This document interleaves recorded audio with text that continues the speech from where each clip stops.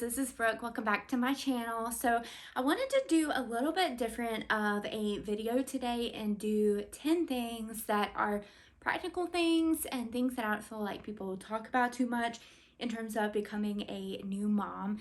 So if you don't already know, we had our first little girl, Chaslyn Bell. She turned 2 months on Tuesday, which is so crazy to me. We had her on July 12th, and this is our first child. So I felt like there were a lot of things that I learned along the way, or when I talked to people about them, they're like, oh yeah, I forgot about that. So I just wanted to make a video to just talk about all of those things. So I've split them up into terms of more like housekeeping items, some postpartum items, and then just general baby items and general welcome to parenthood items.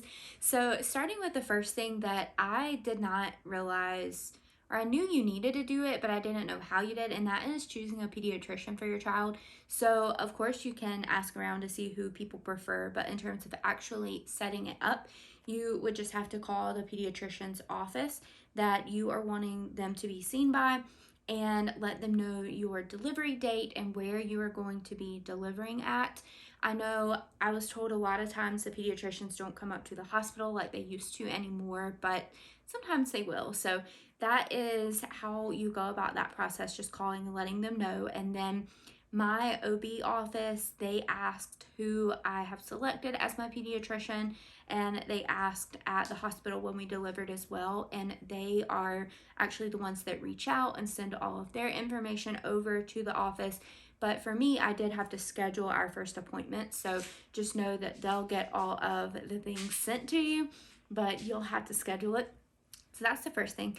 The second thing is your actual medical leave. So our workplace, it actually did it through like a third party, and the process of filling it out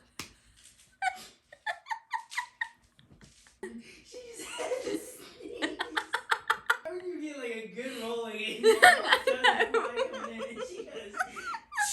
okay, hey, she's the reason I'm able to make the video, so it's only right. It's only right.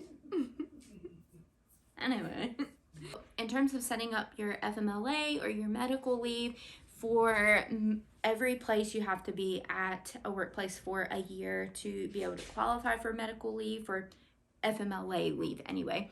And usually it is you get 6 weeks off for a vaginal birth, 8 weeks off for a cesarean birth, and then you can have up to 12 weeks total, and that additional time after either the 6 or 8 weeks is what they call bonding time.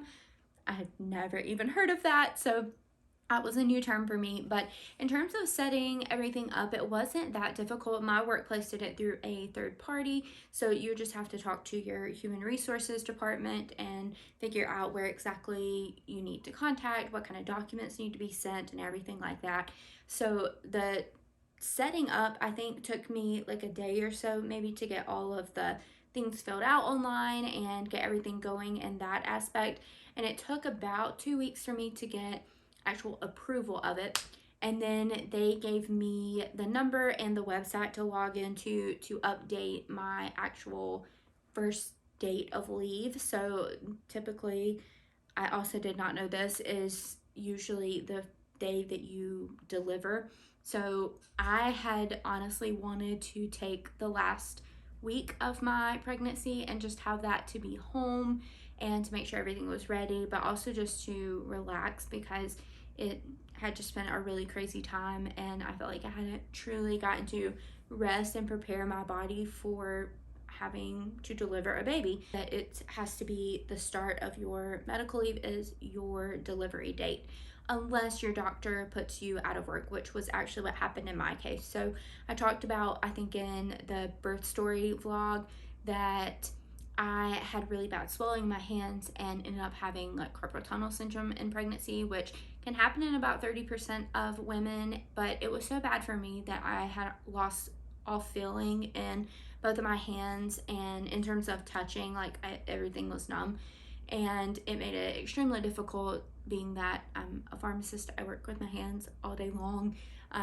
that, and it was painful too. So I couldn't feel it touch wise, but I could feel the aches, and it hurt so bad to hold a pen, to try to do anything, gripping anything. I couldn't open bottles anymore. I couldn't hardly do anything. I couldn't even carry, like when I was cooking dinner, I couldn't even carry the pans or the pots if they had things in them. And really, even if they were empty, I had such a hard time with it. So the doctor did write me out of work for that. So that actually started my maternity leave. But if you're not written out of work, then it's just your delivery date, but you do have to update that as soon as possible with the company so that everything can be lined up for you. Some places you may be able to use time off before leading up to it, and then your actual leave start your delivery date, or if you are put out of work for whatever reason. But I know it does still have to be 30 days notice of when the start of the leave will be. So of course my work knew that my leave was definitely going to start on my delivery date, or on their due date, not delivery date. So definitely was going to start on that if I didn't have her before then already. So just something to keep in mind, things that I really did not know. Other things are in terms of birth certificate, social security card, getting those set up. So our hospital, and I think every hospital, has the paperwork for you to go ahead and fill out for your birth certificate. And they submitted everything, and then we had to go to our local health department and pay and pick up her birth certificate after 10 days. So had a little bit of extra time there. And I thought I had to go online, fill out social security card, but they actually had that filled out and sent in. So that was just something that was taken off of the plate that you don't have to worry about doing, because that's already done for you. And the last little bit important in terms of housekeeping is adding your child to your insurance or to your spouse's insurance, however you have it set up.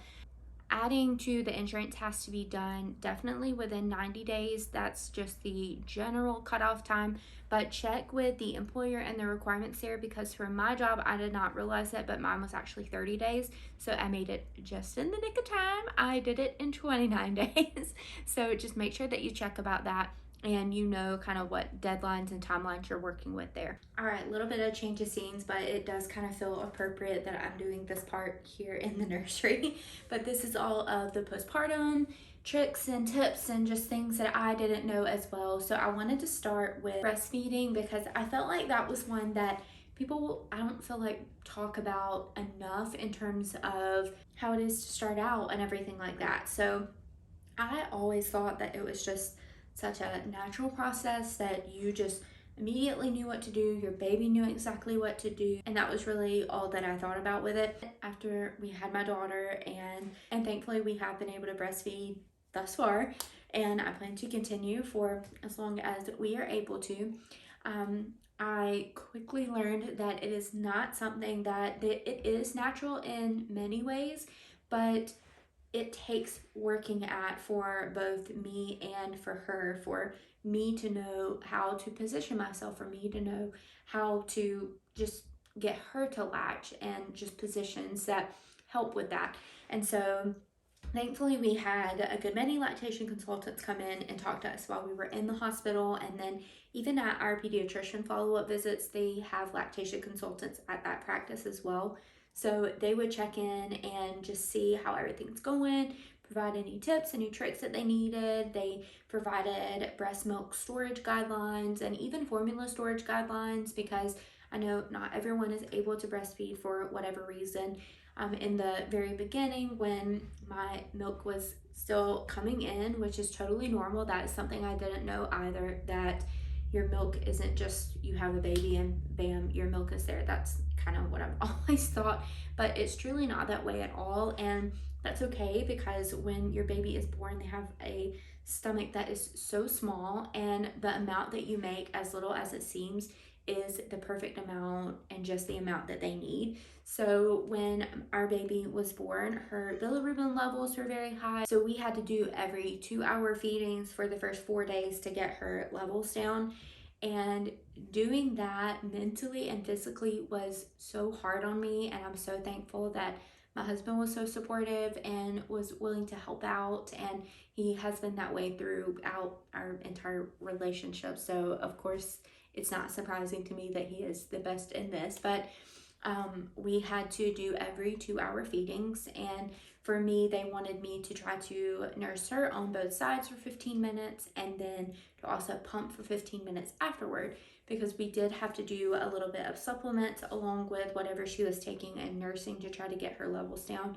But doing all of that, I was so sore and in so much pain. And when latches go wrong, they can really go wrong. I had blood blisters a few times because she was latch wrong, and even though I would try to, as soon as possible, get her off, it still had caused that. And that's not to scare you, but just to say that for me, I thought I was doing something wrong at first. I thought that, oh, this is just supposed to come so natural, and it's not. What am I doing wrong? And then the more I talk to others, they're like, oh, yeah, it's so hard in the beginning, but then you really get the hang of it, you and your baby, things kind of toughen up and it gets a lot easier. And they were so right. I think after about a month, we really both got the hang of it, and she has been latching so great. And I mean, sure, every now and then it goes wrong, but they taught us how to break that latch if she does, and that's just kind of putting your finger right in the corner of her mouth to kind of get her to break that suction there. And that has been a lifesaver because there's still definitely been times, like in the middle of the night or anything like that, that she has latched wrong, and that does still hurt, even though things are a lot better and I'm not as sore. I'll also put in the description box down below the type of nipple butter that I used. So many people told me to make sure I had that on hand, and starting out, I used that after every single feeding session because I was just so sore and everything was so dry. Now I really don't ever use it. I'll use it if I think about it, but I'm not to the point where I feel like I need to use it. So I will leave that in the description box below. I know other people have used just regular coconut oil, and that's a great one to do as well. And there are plenty of others out there. I really liked this one. I think it was by Earth Mama, and it is all organic ingredients, and it is safe for baby to ingest if they do. So similar to coconut oil, it's not going to be harmful for your baby if they do happen to ingest some of it. And that was what was really important to me. So I'll leave that in the description box below. I found mine at Target, but I know you can also get it on Amazon and I'm sure many other stores. But along with breastfeeding, another thing I did not know could happen, and it kind of scared me at first, is I know people talk about mastitis and things you can have, like low grade fevers or even high fevers. You can have the shakes, chills, all of that. And I didn't have any of that, but the one thing that I did have when my milk was really starting to come in about day 3 or 4 for me was in the middle of the night, I would have this uncontrollable shaking. Like I was freezing, and I would be putting layers of clothes on. I would be putting layers of blankets on and sleeping like that. But then I would have uncontrollable shakes for about a minute or so. And I was like, I don't have a fever. I don't know what this is. And I asked, and they said that that can be common. If your milk is coming in, that could just be a response of your body for that. So just know if you have that going on, that can be something associated with your milk coming in. And I was so happy to know that it wasn't something was wrong or I was getting sick or anything like that, because I definitely did not want that added on top of being postpartum. So leading up to delivery, so after I got to week 28, my checks were then every other week. And then once I got to week 36, my visits were weekly. So when I got to week 36, my mom had told me that she had walked around dilated with me for weeks before actually having me. So because I worked an hour away from home, an hour and a half away from the hospital I was going to be delivering at, I just kind of wanted to know where I was at. And I thought when they got to 36 weeks that they would just automatically start checking you, especially at 37 because you are technically full term then. But they told me that they do not routinely do that unless it is requested by the mom, because it's not really going to change anything. It can just give you a little bit of an idea, but unless you are like about to give birth, it's not really going to change anything. So they don't routinely do it, but you can ask for it if you would like to. I did, just so that I knew kind of, am I dilated any? what's kind of going on.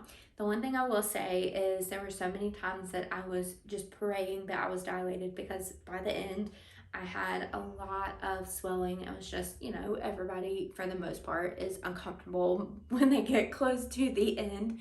But I was just in so much pain and had so much swelling, regardless of wearing compression socks or anything.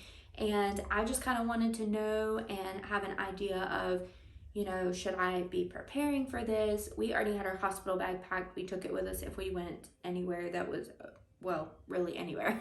Even if we went to eat with my parents or whatnot, we still took our bag. And I asked for it just to kind of have an idea of where I was at, but just know that you may not be dilated at all until it is time for you and you're actually in labor, because that was pretty much what happened with me. I did have changes in terms of going from being 0% effaced to 100% effaced, but in terms of being dilated, even at my 39-week check, I was only 1.5 centimeters dilated, and I just thought I would be so much more. And the physician had said that he could do something called membrane stripping, and he said that it might help, it might not. I don't know if it fully helps, but I know I had that done on Monday, and then I went into labor Wednesday morning at 2:45 a.m. So who knows? I might work. But it can be a little bit disheartening if you are really wanting your baby to come, or if you are so uncomfortable or whatever, and you're not having that dilation like you want it to be, or it's not moving the way you like for it to. So just know that unless you really have to have it done, you may not want to, especially if you're someone like me that I'm not gonna lie, I really got disheartened after every time. One, because I was so excited for her to be here, but two, I was in a lot of pain and pretty uncomfortable, so another reason. But that is just something to know. And then in terms of that swelling and everything with that, the doctors all told me that, you like to think that as soon as you give birth, all that goes away. All the fluid, the swelling, everything goes away, muscle aches if you have that. And it doesn't go away immediately. And they said it can take a couple of weeks after birth to do that.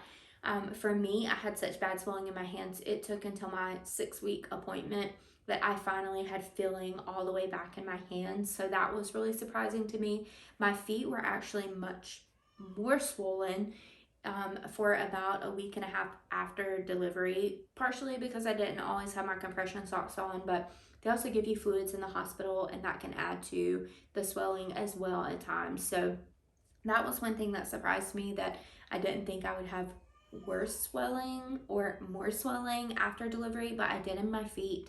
And then that went away after about 2 weeks completely, and then my hands took the full 6 weeks to be able to have full feeling and not any numbness or tingling in my fingertips. So just know it does get better, but it does take some time. So don't think that as soon as you deliver, bam, immediately everything's going to be perfect and back to normal. And then the last two things are just in terms of just baby things to know that I actually learned, I think, through TikTok. One is about the diapers. So those diapers have a yellow line on them, and this will indicate whether the baby has soiled the diaper. So this is the most helpful thing. I know there are some brands that don't have it, but most all of the ones that we have gotten do. We asked for a diaper shower at my work instead of just a traditional baby shower, and we were okay with getting any kind of diaper. We didn't know which one we would like best. We didn't know which one would work best for our daughters. So we just said, whatever kind you want to give, we are happy and grateful for it. We have found that the Huggies and the Pampers Swaddlers are our favorite. The Pampers Swaddlers are our favorite, hands down. But the Huggies actually work really well also. And that's what our hospital actually used. So we used those for a good while after delivery. And maybe that's just an extra little bonus tip, that for our hospital anyway, they actually gave us the pack of diapers that they've been using, the pack of wipes, all of that. It's amazing to me the amount of things that you get to take home from the hospital. So I had all of those. I had pads, I had the Tux pads, They gave me the briefs. I ended up not using those and using the Always Depends diapers myself because I thought they fit better and they were a little bit more comfortable and easier to use and maneuver in, I thought. But they give you those. They also give you your own peri bottle and ice packs. They gave me the ice packs that they had used, and then of course one of the blankets that they used as a swaddle for right when she was born, and the little hat that she was put into right after she was born. So you actually get to take home a lot from the hospital, which so surprised me. So take full advantage of that if you are able to. Anyway, back to the diapers because it got a little sidetracked. So the yellow line on there will actually turn blue if it is soiled. So that is such an easy way for us to know, because sometimes you can kind of feel and tell if the diaper feels kind of full. Of course, you know if it is a dirty diaper, but if they've just peed in it, it's kind of hard to tell sometimes, especially if it's just kind of bunched up because of how they're sitting in that moment. So you can just kind of slide that little onesie over, see that blue line, and know whether or not they need to be changed. That was such an amazing thing to me, and it's pure genius, whoever came up with that idea. And the very last thing is, through all of this, it seemed so overwhelming trying to get everything lined up, everything good to go, ready to go for the nursery, which you don't have to have that ready if you have your child sleep in the bedroom with you, which you are supposed to. What's recommended for your baby to do, but we liked having ours done since we have like a Jack and Jill bathroom situation between our bedroom and the nursery. So we come in here at nighttime and still feed her and change her and do all of that so that we don't wake up whichever one of us is sleeping. But don't have to have that done before your baby comes. That's just a nice cherry on the top if you do. But I say all of this, provide all these tips, one, just so that someone tells you if you're watching this as a first-time mom. Some of you that are not first-time moms, you might be like, well, duh. But if you have any other tips, leave them in the comments below, because I think the more we can help and share and just provide all of this so that people don't feel alone is great. But regardless whether you know it or you don't know it, whether anyone shared with you, whether you have to find out on your own, just know the last thing that I wanted to say is that it's the most amazing experience ever. It is hard, and that's for sure. Thankfully, I joke and say that pharmacy school and residency prepared me for sleepless nights because I had plenty of those during both of those. But it is so worth it, even with how difficult it can be at times. I just think that it is just amazing that we are blessed with the miracle of a child, because it is so amazing to me how our bodies are just fashioned and created to create life inside of us. It's amazing to me, but it is the best and most amazing thing, and I love being a mom so much. So don't let any of this scare you. It still scares me at times to think about the weight and responsibility of raising a child, but I know that I'm so blessed to have the best husband to do this with, and our family and friends. But to just steward and raise our child, it is just such an amazing honor and privilege that the Lord trusted us with our little girl. So just know it is truly the most amazing experience. It is hard. It is very hard at times, so I don't want to take away from that and make it seem like it's always rainbows and butterflies, because it's definitely not. We changed scenery to come into the nursery, one, because I thought it was fitting, but also because my child is screaming in the other room. So just know that it's not always rainbows and butterflies, but I love it so much. And just know you always have someone here. You can always message me on Instagram at either my Healthy Script Instagram or my main Instagram. I'll leave both in the description box below. If you have any tips or anything like that, leave them in the comments below. We love to hear all of these. But thank you so much for watching, and we will see you again next time.